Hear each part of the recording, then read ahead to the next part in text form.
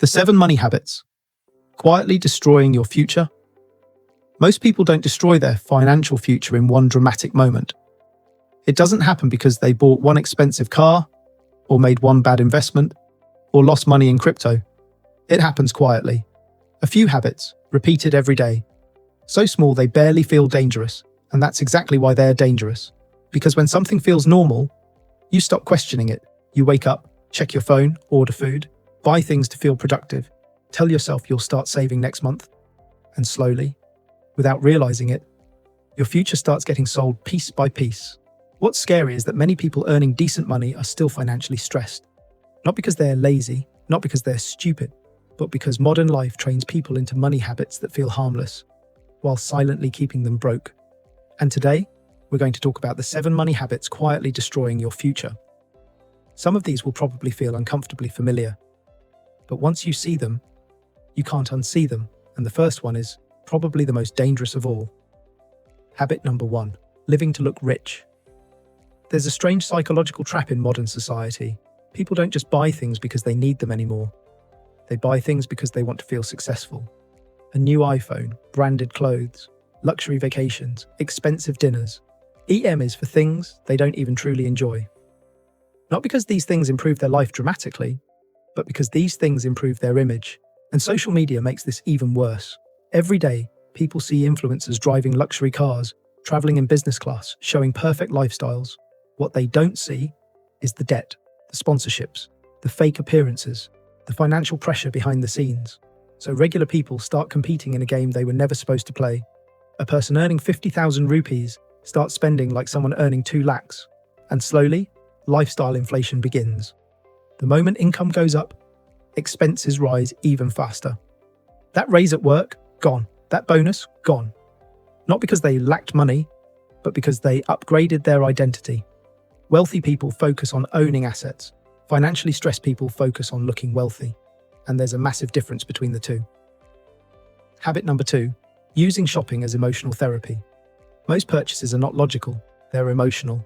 People shop when they're stressed, bored, lonely, anxious, or feeling behind in life. That's why online shopping feels addictive. You don't just buy a product, you buy a temporary emotional escape. For a few minutes it feels exciting, you feel rewarded, in control, productive. Then the feeling disappears, and the cycle repeats again. This is why many people say things like, "I don't even know where my money goes." Because small emotional purchases don't feel dangerous individually. Coffee here, food delivery there, random Amazon order, subscription you forgot about, individually small, collectively destructive. Imagine a tiny leak in a water tank. One drop feels irrelevant, but if the leak never stops, eventually the entire tank becomes empty. Money works the same way. Habit number 3, thinking saving money is enough. This is one of the biggest financial misunderstandings people have. Many people believe, if I save carefully, I'll become financially secure. But here's the problem. Inflation quietly punishes people who only save. The cost of life keeps rising. Food becomes expensive. Rent increases. Healthcare costs rise. Education becomes costlier every year. Meanwhile, money sitting idle slowly loses purchasing power. This is why rich people don't just save money. They make money work for them. Investing is not some complicated thing only finance experts understand. At its core, investing simply means buying things that can grow in value over time. Businesses, index funds, assets, skills, things that produce more money later. Because relying only on active income is risky. If you stop working, the income stops too. But assets can continue growing quietly in the background. That's how wealth actually gets built. Slowly, patiently, over long periods of time. Habit number 4, ignoring small financial decisions. People often wait for big moments to fix their finances. I'll start budgeting next year. I'll invest when I earn more. I'll become disciplined later. But financial futures are rarely decided by giant decisions. They're shaped by tiny repeated behaviors. Think about health. Nobody becomes unhealthy from eating one burger. It happens through repeated habits over years. Money works exactly the same way. Repeated impulsive spending, repeated procrastination, repeated financial avoidance. These small actions slowly become your financial identity, and eventually your habits become automatic. That's why financially successful people often look boring. They automate investing, track spending, avoid unnecessary debt. Think long-term. Not because they are obsessed with money, but because systems are stronger than motivation. Motivation fades, habits stay. Habit number 5, trying to get rich too fast.